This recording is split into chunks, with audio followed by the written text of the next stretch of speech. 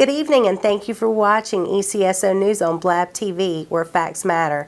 I'm Sergeant Melanie Peterson. And I'm Amber Southard, wanted for the homicide of an 18-year-old. On June 27th, ECSO deputies were called to the 700 block of Truman Avenue for a possible gunshot victim. Once on scene, they discovered 18-year-old Abel Kane, who had been shot multiple times. Kane was pronounced dead later at a local hospital. ECSO investigators have arrested Vincent Winchester and Kalaje Watson for homicide. Demetrius Caesar is still wanted.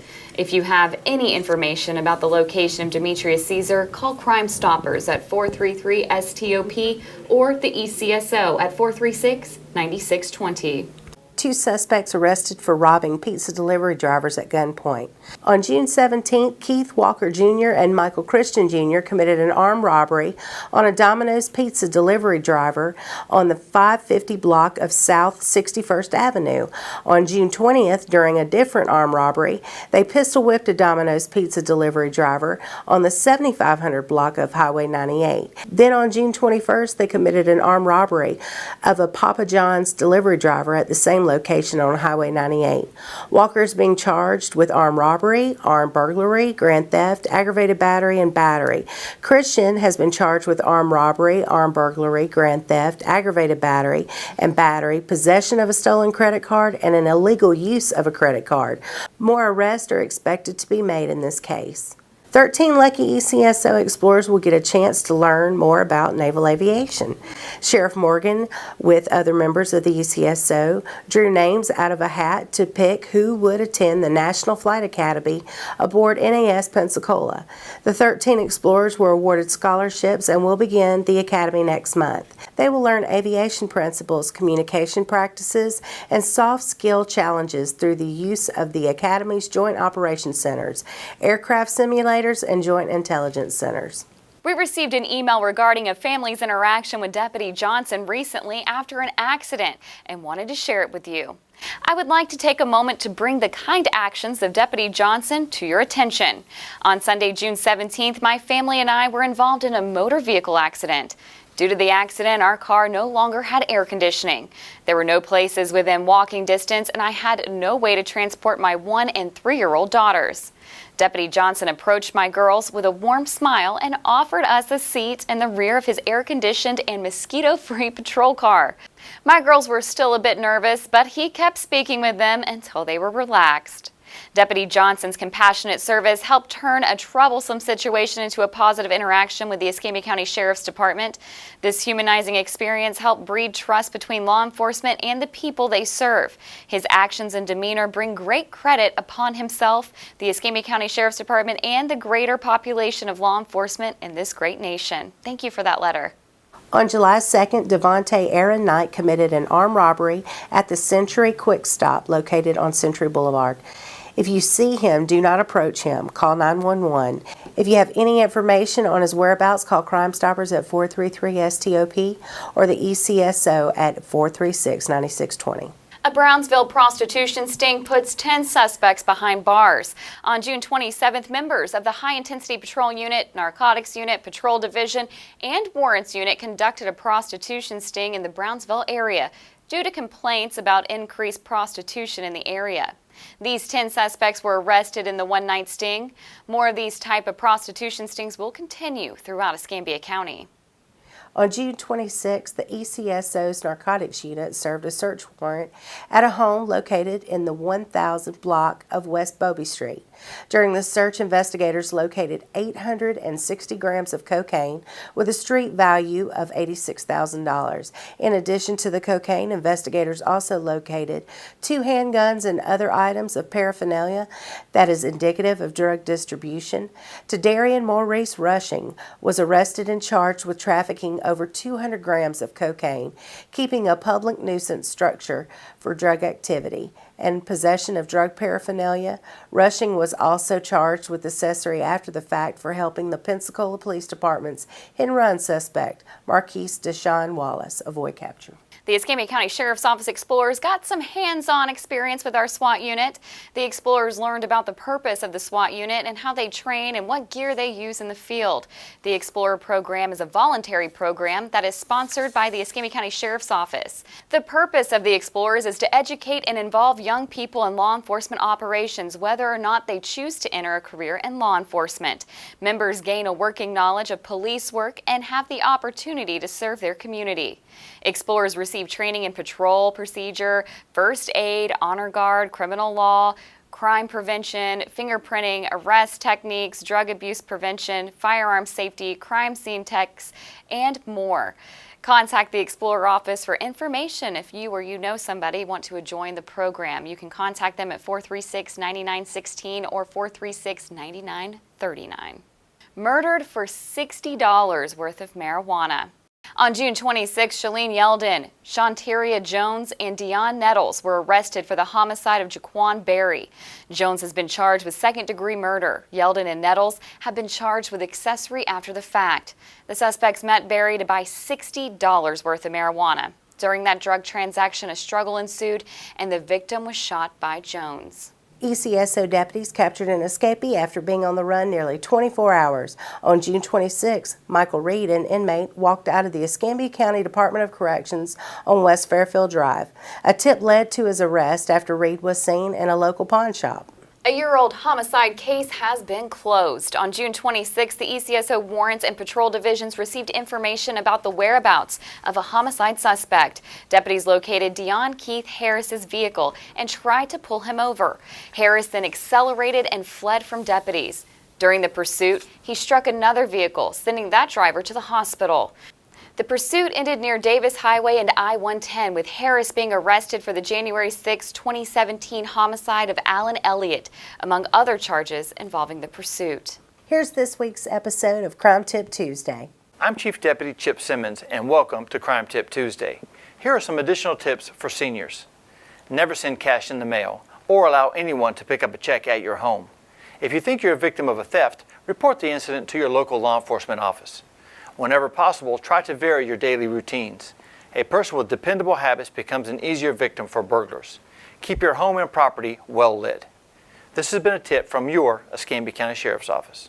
Meet the three newest members of the Dirty Dozen, our top 12 most wanted fugitives. Rakino Augustine Andrews is wanted for trafficking amphetamine and methamphetamine, possession of cocaine, possession of controlled substance without a prescription, resisting an officer, and a traffic violation. John Dean Deniston is wanted for a sex offender violation for failure to register. Marquise Terrell Perkins is wanted for possession of a weapon by a convicted felon or concealed weapon, possession of harmful new legend drug without a prescription, possession of cocaine, possession of drug equipment, and a traffic violation. If you have any information on the whereabouts of any of the Dirty Dozen members, contact the ECSO at 436-9620 or Crime Stoppers at 433-STOP. We need your help locating the people in this week's Crime Stopper segment. Our first featured fugitive is Mustafa Fitzgerald Haynes. He is a 30-year-old male, and he's wanted for neglect of a child with great bodily harm. Haynes has no bond. He is definitely going on the wheel of fugitives tomorrow, though. That's right. He won. And, harming a child, that's unexcusable. There are so many different things that you can be charged with, but like you said, harming a child doesn't need to be one of them. And I know everybody else out there in Escambia County takes that serious too. So if you see Mustafa, please give us a call. We would like to pick him up. Absolutely. Next up is Myron Davis. He's 30 years old, and he is wanted for possession of cocaine, possession of marijuana, and drug equipment. Davis has a bond of $10,000. Get a job. We see these charges over and over again. These are ones that we see all the time. We don't need drugs in Escambia County. We definitely don't want them, and we don't need street pharmacists either. You know what's going to happen? What happened to that other guy we were talking about earlier in the show, our narcotics unit? We'll get a search warrant. Absolutely. They'll go inside that home. They'll get your drugs. The next thing you know, you're spending most of your life behind bars. That's it. Senseless. And finally, Sean Buckley, who is 31 years old and is wanted for violation of probation, possession of controlled substance without a prescription, and petty theft. Buckley has no bond. I mean, again, Same charges. same charges. That's it. You cannot ride around with prescription drugs. Not here in Escambia County. And if they're yours, you better have that prescription, that bottle with you so we know. Absolutely. If not, then you're facing charges too and having to go back and prove it's a nightmare. So just make sure, follow the laws. It makes life a whole lot easier. A lot easier for everybody. But if you know the whereabouts of any of our featured fugitives, contact Crime Stoppers at 433-STOP or go online to p3tips.com. All tips are 100% anonymous, folks, and if your tip leads to a fugitive's arrest, you could be eligible for a reward of up to $3,000. Remember, crime doesn't pay. But we do. Hey everybody, it's Warrant Wednesday here at the Escambia County Sheriff's Office, and it's time for It's Wanted Wednesday here at the Escambia County Sheriff's Office. Let's go ahead.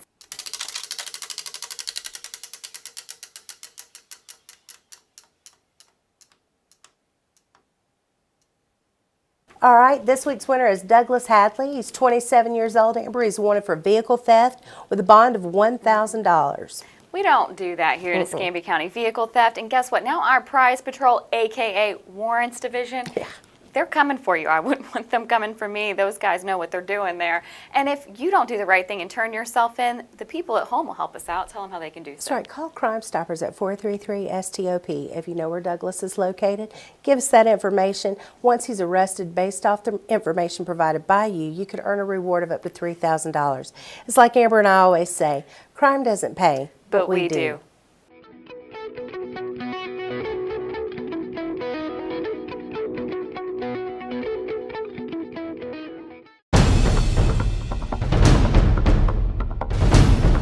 We need your help locating the people in this week's Missing Persons segment. Our first missing juvenile, who we continue to highlight, is 15-year-old William Edward Thomas. He was last seen on January 10th of 2018 around 11 p.m. Thomas was reported as a runaway on January 11th. Our next missing juvenile is 14-year-old Antonio Kershawn Thompson. It was still unknown what he was wearing when he was last seen. Thompson was reported missing on May 10th. Help us locate 17-year-old Stormy Lynn Brown. She was last seen wearing a dark blue jacket, jean shorts, and flip-flops. Brown was reported missing on April 4th. Our last missing juvenile we continue to look for is 17-year-old Cheyenne Marie Coleman. Cheyenne left her home in October of 2017 and was reported missing to the ECSO on January 16, 2018. She was last seen in the area of W Street and Massachusetts Avenue. If you have any information on any of these missing people, contact the ECSO at 436-9620. Tonight we wrap up the show with our most recent awards ceremony, where Sheriff David Morgan and Chief Simmons handed out more than 12 life-saving awards to our deputies and sergeants. We are definitely proud of our award winners as well as our quarterly award winners. Well, good afternoon, everyone. Welcome to your Escambia County Sheriff's Office. We're always honored to have family and friends attend the award ceremonies. It's our opportunity to recognize the outstanding men and women of this agency that do the work that rarely do you get an opportunity to see, unfortunately, unless it makes the 6 o'clock news. Today we have an opportunity to thank them appropriately for this. Before we begin the award ceremony also, I would like to thank the citizens of Escambia County. As most of you know, we went through a very protracted and difficult budget battle with the Board of Escambia County Commissioners. We also know that the only reason why we prevailed in the end in that battle to, again, adequately compensate the men and women at the Sheriff's Office was due to the phone calls and the letters that our community sent to their respective commissioners and asked that they support the Sheriff's Office budget. So for that, I thank you as the Sheriff of Escambia County and for all the men and women who work here. So to begin our award ceremony, we'll begin with our promotions, the recognition of Jamie Nicole Dittmer.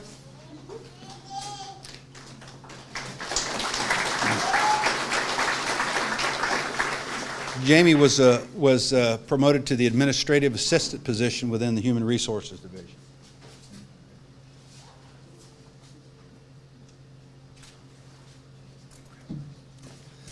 Next, we have Mark Harper, promoted to evidence technician.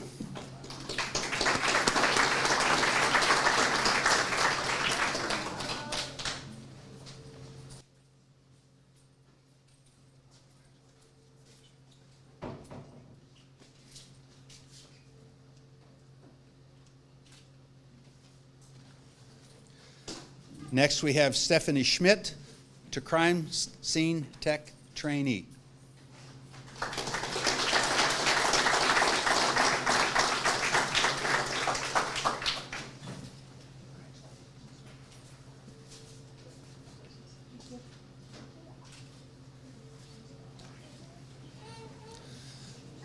Next, we have Deputy First Class Melissa Scruggs, promoted to Sergeant.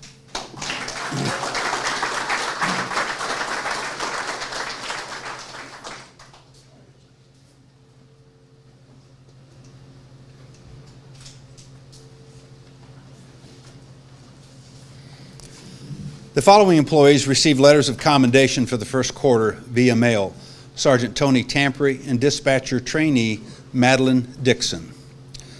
The following employee is receiving our life-saving medal. Would Deputy First Class Brandon Miner please come forward?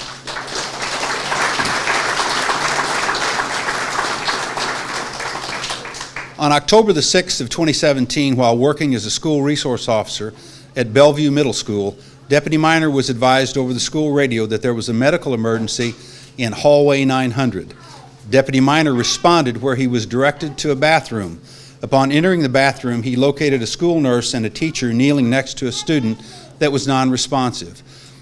While relaying information to dispatch for EMS, Deputy Miner overheard the nurse say, "Ask for an AED." She advised Deputy Miner that she could no longer find a pulse. CPR was started by Deputy Miner and the school nurse. After several cycles of CPR, Deputy Miner heard the subject moan and rolled the subject into the recovery position on his right side. EMS arrived shortly thereafter and transported the subject to Sacred Heart Hospital. He was hospitalized for several days and was eventually released and recovered. Deputy First Class Brandon Miner is awarded the Life-Saving Medal on June the 27th, 2018.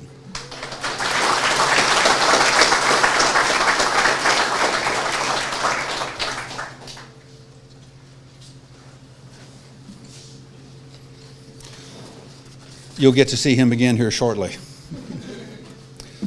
The following employees are receiving a life-saving medal: Sergeant Robert Pollock, Deputy First Class Samuel Shelley, Deputy Grant McMullen, and Deputy Brandon Godfrey. We also have present today the victim, Harris McDonald.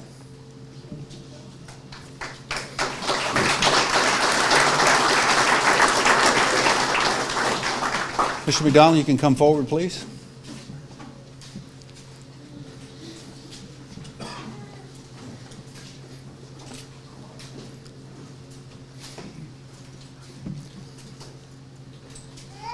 On November the 16th of 2017, on I-10 and Pine Forest Road, Sergeant Pollock witnessed a pickup truck crash into an impact attenuator deployed on the back of an L-30 truck. The truck burst into flames and the driver was trapped inside. Sergeant Pollock grabbed his fire extinguisher and began battling the flames, but the fire was too intense and his extinguisher ran out. Sergeant Pollock then called for immediate backup from nearby deputies. Deputies Shelley, McMullen, and Godfrey responded and was able to use their fire extinguishers to put the fire out. Once the fire was extinguished, Sergeant Pollock and Deputy McMullen tried to get inside the vehicle. Sergeant Pollock had to use his empty fire extinguisher to bust out the back window so the deputies could provide first aid to the driver. Due to the action of the deputies, the driver didn't suffer any burns and was able to be airlifted to a local hospital. Therefore, Sergeant Pollock, Deputy First Class Samuel Shelley, Deputy Grant McMullen, and Deputy Brandon Godfrey are awarded the Life-Saving Medal on June the 27th of 2018. Mr. McDonald, thank you so much for being here, sir. Thank you, sir. Thank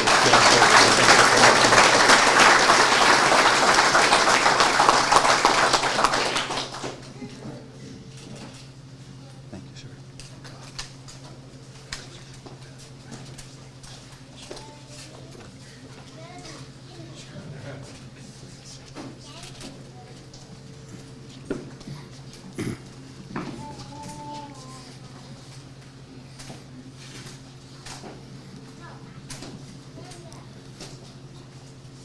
The following employees are receiving a life-saving medal: Deputy First Class Brandon Miner, Deputy Darren Vogt, Deputy Stephen Howsam, and Deputy James Ates. We also have present today, again, the victim, unfortunately, in this scenario, Mr. Tony Capshaw. Would he please come forward?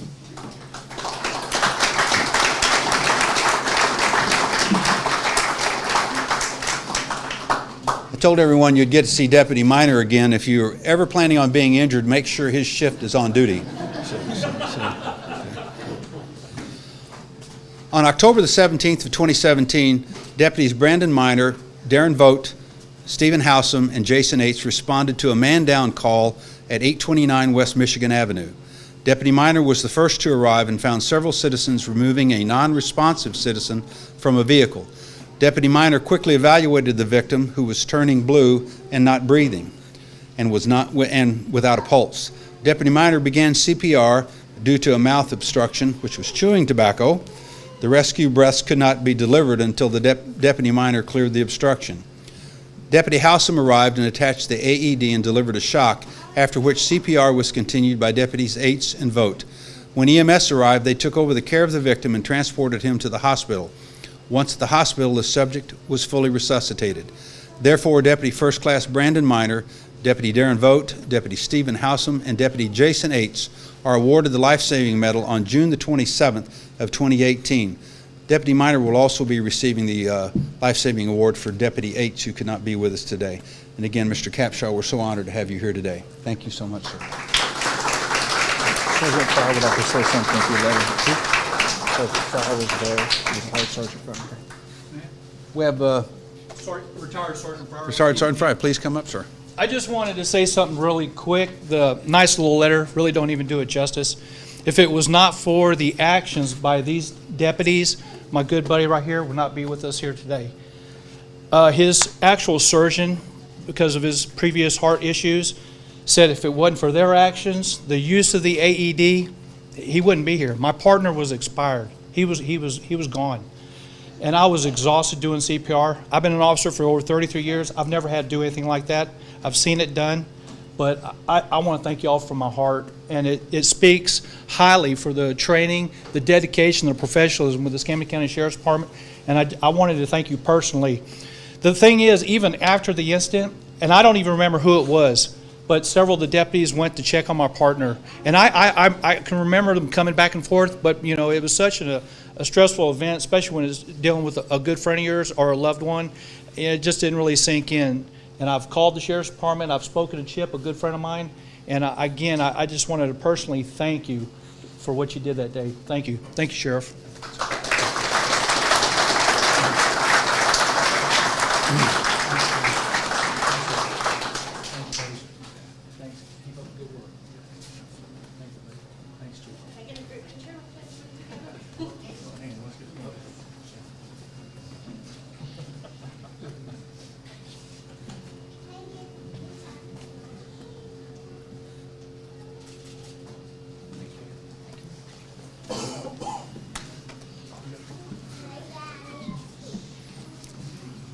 The following employees are receiving a life-saving medal, and Myron Bowes is receiving a civilian service medal. Would Sergeant Andrew Kilgan, Sergeant Greg Neesmith, Senior Deputy James Mann, and Civilian Myron Bowes please come forward?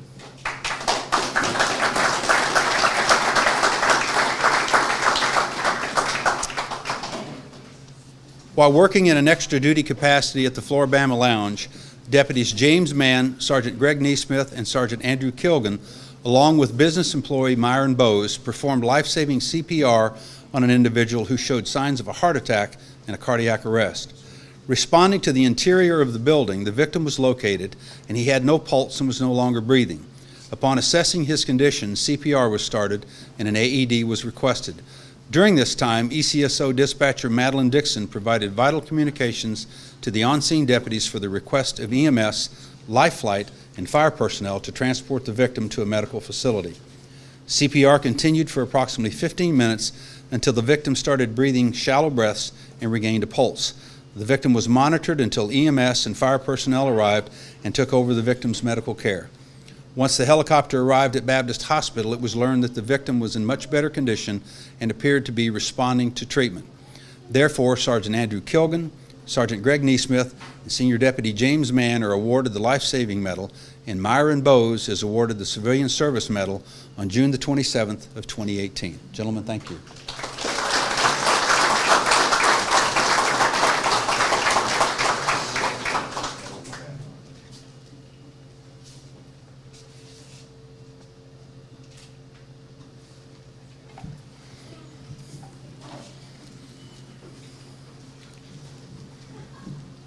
The following deputy is selected as the law enforcement officer of the quarter.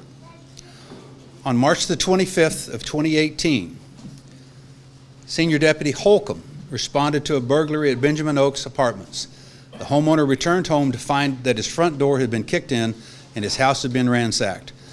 Taken during the burglary were numerous items, including a computer, television, an H&K 223 rifle, an AK-47 7.62 rifle, and a Mosin 7.62 rifle, and numerous rounds of ammunition. It was later learned that the suspects attempted to destroy a cellular phone that was used to monitor a security system in the home.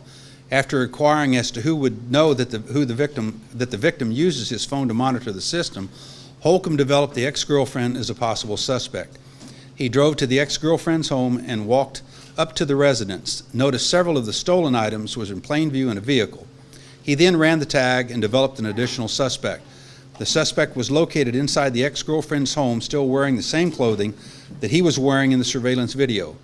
Deputy Holcomb contacted the Investigations Division for assistance in obtaining a search warrant for the vehicle.